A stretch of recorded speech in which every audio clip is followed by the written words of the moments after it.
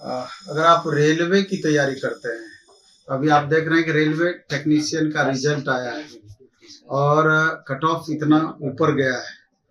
तो इसी सिलसिले में अभी हम वीडियो बनाने वाले हैं, एक इंटरव्यू। ये मेरे साथ रवि कुमार गुप्ता है।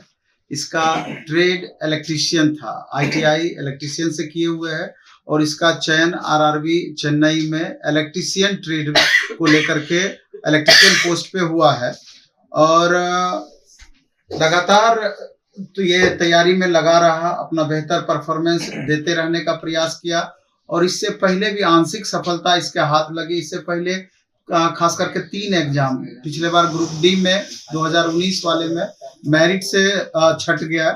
इसके बाद DFCCIL में स्टेशन मास्टर पोस्ट में मेरिट में संजोग से नहीं आ पाया।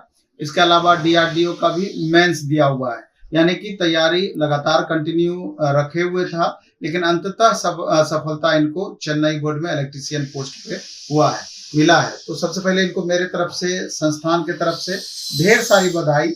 और इनसे हम जानने का प्रयास करेंगे। रवि कुमार गुप्ता जो कि बिहार के औरंगाबाद जिला के बारून प्रखंड के रहने वाले हैं, बारून प्रखंड के रहने वाले हैं। तो इनसे हम जानेंगे कि आखिर कितने दिन से तैयारी कर रहे थे और किस हिसाब से, चूंकि अभी ALP का भी एग्जाम हुआ था, तो ALP में भी कितना मार्क्स था? 62 मार्क्स। रॉ मार्क्स ALP में इसका 62 था। तो इससे आप अंदाजा लगा सकते हैं कि कितना बेहतरीन परफॉर्मेंस था। बिना नॉर्मलाइज रॉ मार्क्स 62 आना अपने आप में बड़ी बात है।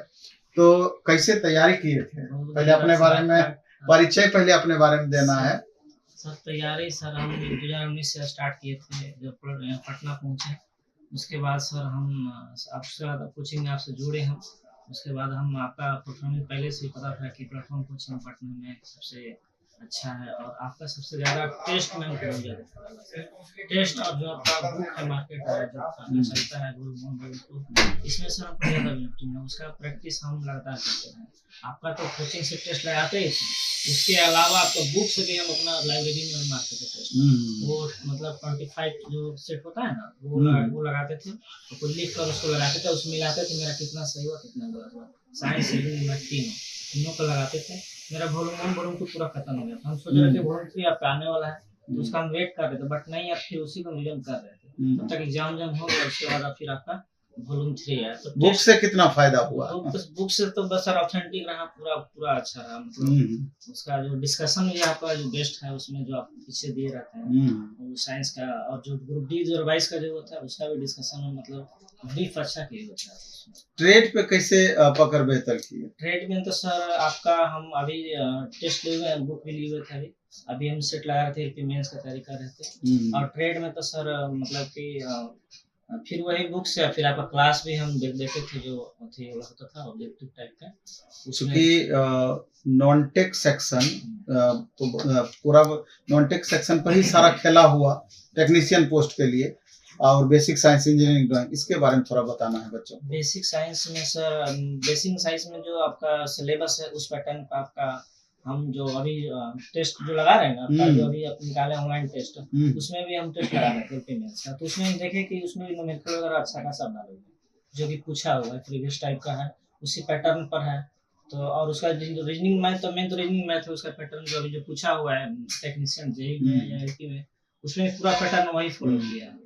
सिटिंग अरेंजमेंट भी हमेशा उसमें आपको रखे हुए हैं, सब चीज मेंटेन है। तो उसमें हमको ज्यादा लगा पैटर्न है, ऑथेंटिक लगा हमको। तो उसके ALP का नोटिफिकेशन जल्द अब आ जाएगा एग्जाम कैलेंडर के अनुसार। नेक्स्ट ALP की तैयारी करने वाले छात्रों को किस बात का ध्यान रखना चाहिए? कितना समय देना सार्थक रहता है? कितना समय अगर आप अच्छे से दे देते हैं तो ALP में चयन की संभावनाएं आपकी बढ़ जाती है? और किस सब्जेक्ट पर किस रूप में फोकस करना चाहिए? सर एलपी में सबसे ज्यादा बेनिफिट तो साइंस में ज्यादा होना चाहिए, क्योंकि सर इसमें साइंस तो रेशियो 50-50 का है। तो आप मेजर रीडिंग में तो लगभग सबको ही उसको टच करेगा, बट साइंस में अगर जो बेहतर करेगा तो ज्यादा से ज्यादा आपको बेनिफिट मिलेगा। मतलब साइंस में किस लेवल का, जैसे क्लास 6 to 10 हुआ, 9-10 हुआ, इसको अगर अच्छे से एनसीईआरटी लेवल पे पढ़ लिया जाए तो मैक्सिमम चीजें मेंटेन हो सकती है। हाँ सर, 10th का ज्यादा अच्छा रहेगा। 9-10 का उसमें ग्रेविटेशन 9 कहा जाता है, 10th में भी और इलेक्ट्रिसिटी वगैरह। मैथ रीजनिंग के बारे में थोड़ा सा मैथ बताना। रीजनिंग तो ये दोनों स्कोरर सब्जेक्ट है। हाँ सर, तो मैथ रीजनिंग में है सर कि आप जो प्रैक्टिस बुक है उससे आप लगाइए, और टेस्ट सर रोज लगाइए, कम से कम 2 टेस्ट लगाइए।